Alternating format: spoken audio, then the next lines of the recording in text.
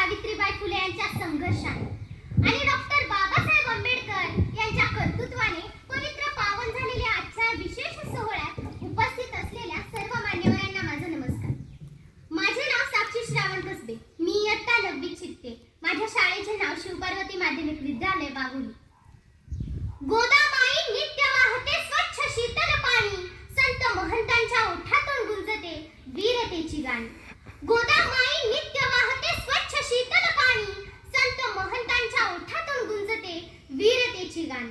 वायू वेगात नेण्यासाठी महाराष्ट्राचा गाडा, वायू वेगात नेण्यासाठी महाराष्ट्राचा गाडा, संघर्षाची मशाल पेटवी माझा मराठवाडा, संघर्षाची मशाल पेटवी माझा मराठवाडा. मराठवाड्यातील जनतेचे अदम्य साहस, दुर्दम्य इच्छाशक्ती, अटल विश्वास, पोलादी निर्धाराच्या बळावरती लढला गेलेला प्रखर लढा म्हणजेच मराठवाडा मुक्ती संग्राम. आज 76 वर्षानंतर भळभळणाऱ्या जखमा भरून आल्या असल्या तरीही त्या जखमांचे व्रण मात्र अजूनही तसेच आहे. जेव्हा जेव्हा मराठवाडा मुक्ती संग्रामाची पानं पलटली जातात तेव्हा तेव्हा अंगावर सरकन काटा उभा राहिल्याशिवाय राहत नाही. निजामांनी पोसलेल्या रझाकाराच्या अत्याचारातून मुक्त होण्यासाठी स्वामी रामानंद तीर्थ यांनी हैदराबाद संस्थानामध्ये मुक्तीचा व्यापक लढा उभा केला.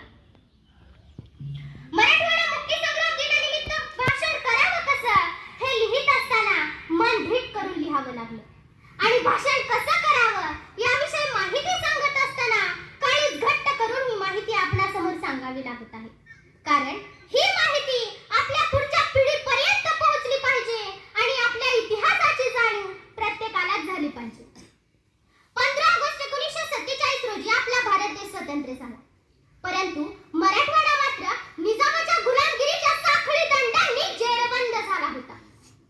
भारतात एकूण 565 संस्थाने होती आणि त्यातील 562 संस्थाने ही भारतात स्वतंत्र झाली. परंतु हैदराबाद, जुनागड व काश्मीर ही 3 संस्थाने मात्र भारतात सामील न होता स्वतंत्र होण्याची स्वप्ने पाहत होती. हैदराबादमधील निजाम तेथील जनतेवर खूप अन्याय अत्याचार करायचा. म्हणूनच तेथील जनतेला भारतात सामील व्हायचे होते. शिवाय रझाकार संघटनेमुळेही मराठवाड्यातील जनतेचे खूप हाल होत होते.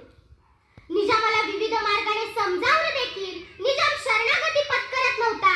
म्हणून 13 सप्टेंबर 1948 रोजी भारतीय सैन्याने हैदराबादवर आक्रमण केले आणि याच कारवाईला पोलीस ऍक्शन असे नाव देण्यात आले.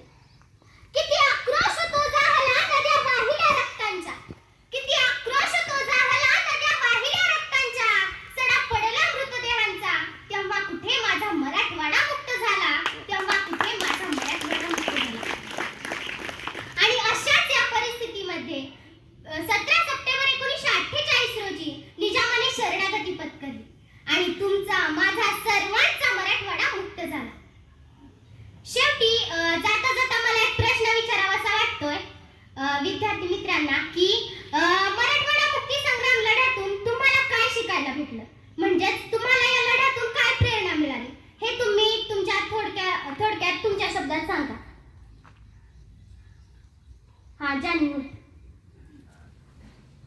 मराठवाडा मुक्ती संग्राम दिन या जो आपला जो पराक्रमाचा शौर्य लढ्याचा जो प्रवास आहे या प्रवासातून मला अशी प्रेरणा भेटते की एकीचं बळ जे आहे, जे आपलं पोलीस ऍक्शन आहे त्यांनी एकीच्या बळावरती आपला मराठवाडा निजामीच्या गुलामगिरीतून मुक्त केला आणि म्हणूनच आज आपण हा मराठवाडा मुक्ती संग्राम दिन मोठ्या उत्साहात साजरा करत आहोत. शौर्याने आणि पराक्रमाने आज आपण साजरी केलेला हा मराठवाडा मुक्ती संग्राम दिन आणि एकीच्या बळामुळे आपल्याला मिळालेले स्वातंत्र्य.